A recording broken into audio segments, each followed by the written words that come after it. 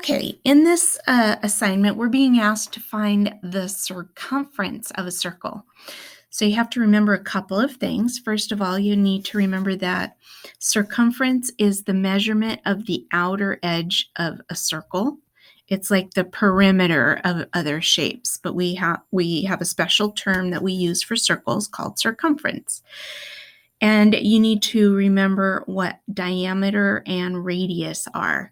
So diameter is a straight line that passes through the center point of a circle from edge and it extends from edge to edge. So if you look at the second circle over here, we have a line that passes through the center of the circle, and it's straight and it goes from edge to edge. We call that the diameter. It's dividing that circle into two halves.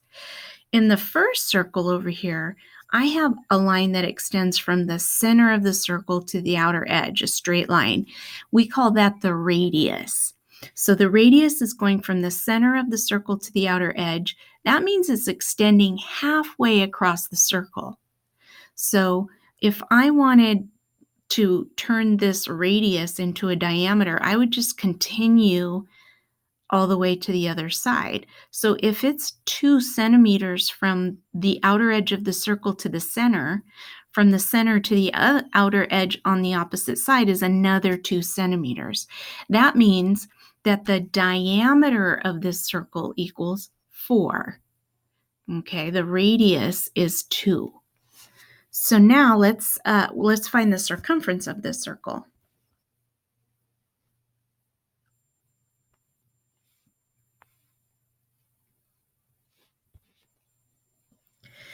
I always start by writing let me get my pencil back up. I always start by writing my formula first. So a circumference equals pi times the diameter, and then I fill in the numbers that I have. So here I don't have this circumference. I do have pi, and I do have the diameter, which is in this case 4. Remember, I have to double the radius. So then I have the circumference equals 12. If I multiply 3.14 times 4, I get 12.56, and my unit is centimeters. And I'm measuring a line, and when you measure a line, that's not squared or cubed, so it's just centimeters. Okay, let's look at the second circle over here. Here I have, I'm going to write my formula. Circumference equals pi times the diameter. Again, I don't have the number for circumference. I do have the number for pi, and in this case, I do have the diameter. It is 8. So circumference equals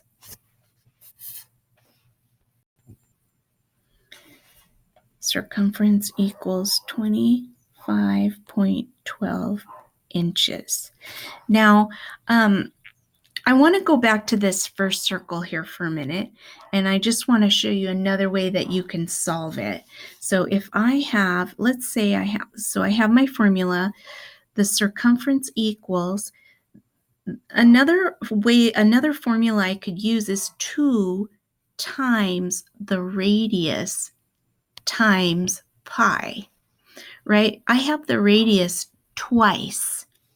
Doesn't that make sense?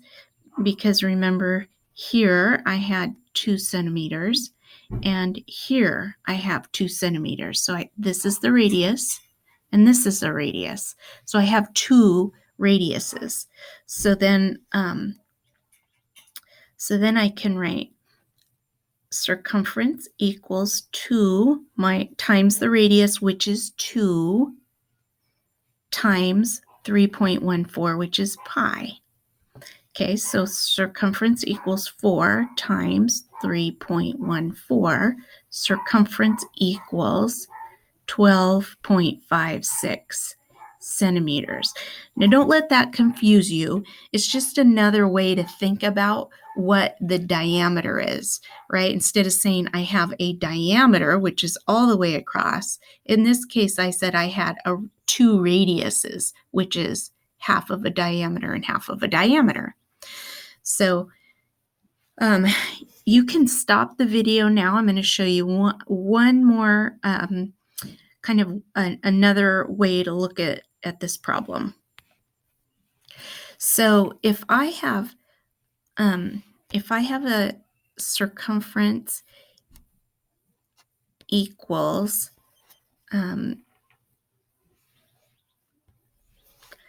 2 times the radius times pi, and here I have the diameter, I could say the circumference equals if I want to know what the radius is here, the radius is half of the diameter, right? Isn't this, that's the radius, isn't that 4? Right? I have 4 there and I have 4 here. So I could think of this as 8 divided by 2 times pi, right? So circumference equals 4 times pi, or 4 times 3.14. Okay, so I don't want you to be confused, but I just want you to be thinking about what these numbers actually mean. Okay, good luck.